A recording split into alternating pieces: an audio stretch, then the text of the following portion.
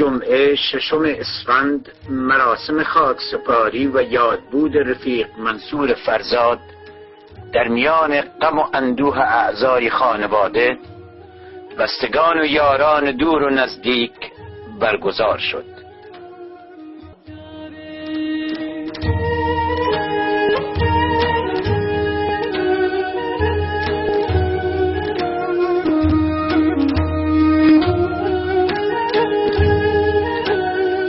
رفیق منصور فرزاد یکی از کمونیست های خستگی ناپذیر، چهره‌ای دوست داشتنی و محبوب و یکی از آن انسانهای شریفی بود که بیشتر عمر خود را در راه سعادت و خوشبختی انسانهای کارگر و زحمتکش وقف کرد.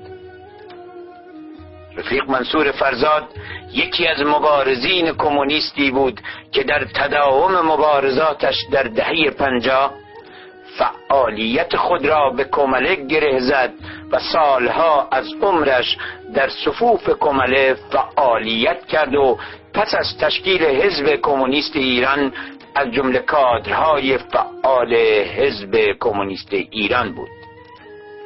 رفیق منصور از سال 1991 به این سو در حزب کمونیست کارگری ایران فعالیت می‌کرد و در سالهای اخیر عضو کمیته مرکزی این حزب بود. رفیق منصور فرزاد روز 24 بهمن ماه و در سن 55 سالگی قلب سرشار از عشقش به رهایی زحمتکشان به طور ناگهانی از تپش باز ایستاد. در فضای آکنده از احساس و احترام به زندگی پر افتخارش، در محیطی سرشار از صمیمیت و ارجگذاری بر زندگی پر از عشق و آزادی و انسانیتش و با حضور اعضای خانواده و بستگان و صدها تن از یارانش در شهر یوتوبوری در کشور سوئد به خاک سپرده شد.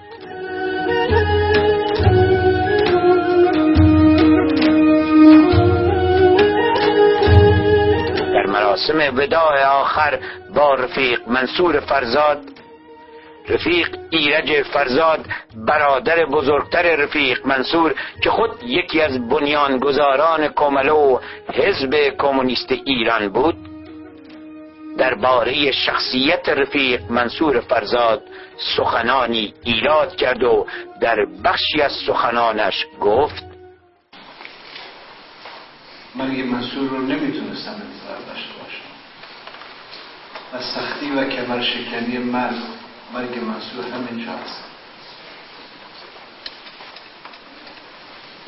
منتها عظمت منصور، بزرگی منصور، خاطرات منصور، زندگی سیاسی منصور، زندگی اجتماعی منصور یک دریایی از محبت، از حمایت، از پشتیبانی از جانب شما که اینجا هستید، از جانب اونایی که نیستن اینجا، زحمت کشیدن از نقاط دور اومدن اینجا، کسایی که بدون هیچ اطلاع قبلی نذاشتن مادر پیر من تنها بماند در سمندرش. چندین روز خونه ما پر از مردمی که نمیشناختن، مردمی که نمیدونستن کی میدونستن، ما رو میشناختن، منصور میشناختن. گفتم اگه داستان زندگی منصور رو من بخوام بگم و داستان کسانی رو بگم که با منصور تداعی میشن، هم محلش بودن، رفیقش بودن، اون تاریخ رو ساختن، روزها طول میکشه فقط اسامیشون رو بگم، فقط اسمشون رو بگم. در اون دورانی که دوران شیطنت جوانی هست، هر کسی میره دنبال دل خودش، دنبال ارضای آرزوهای جوانیش. منصور زندگیش رو وقف ساختن تاریخ کرد و تاریخ رو ساخت.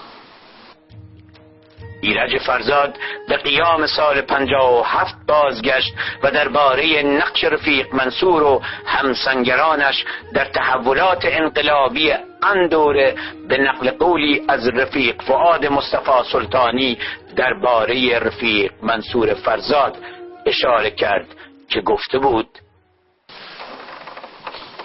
در یکی از این روزها که تظاهرات بود توی چهارراه فرح یا بان سرندج،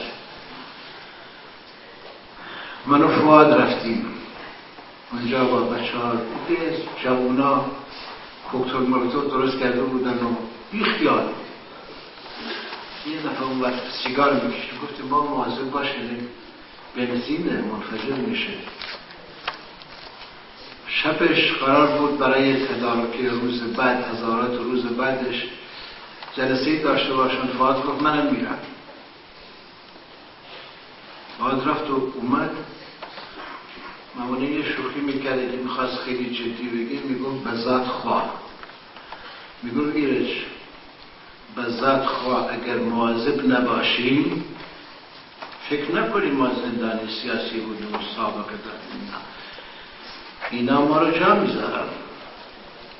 این منصور برادر تو خیلی عاقله، پیشنهاداتی کرده، یک راه حل‌هایی رو داده برای سازماندهی تظاهرات، برای سازماندهی مردم توی محل که به عقل من نمی‌گنجه، منی که رهبر این مردمم.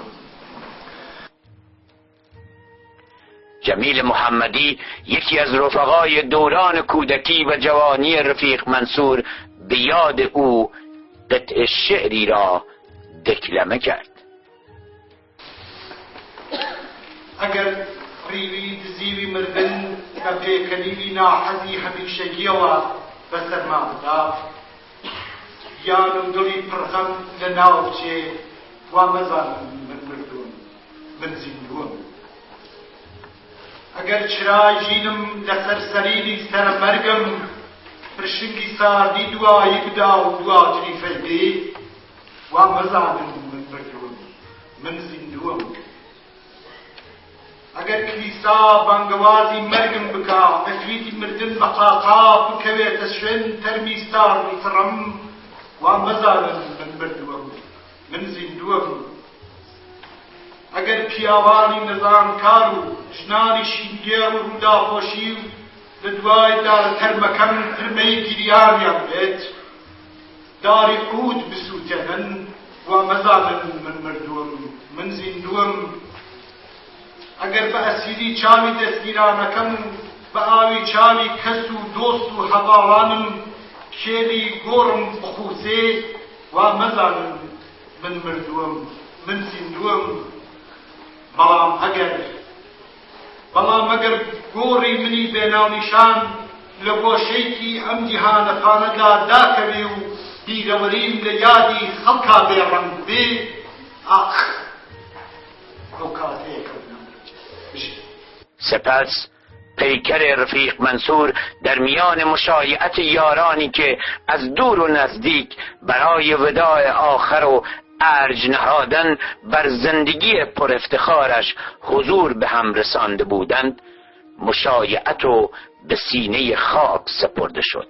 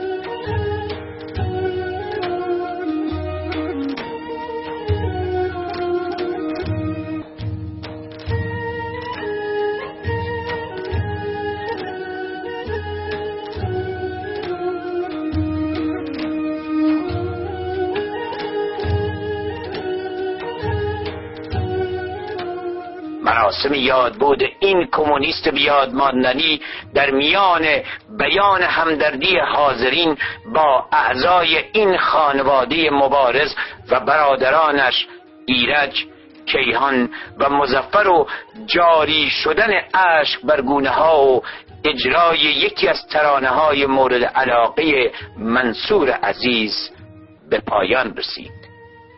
یادش گرامی باد.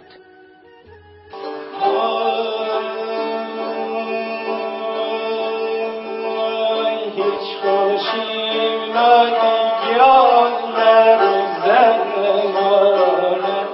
هیچ خوشی ندیگیان نروزنمانه، بومنی شانگیان بوتی روتانه، بومنی شانگیان بوتی روتانه، امینه گیان نشینه گیان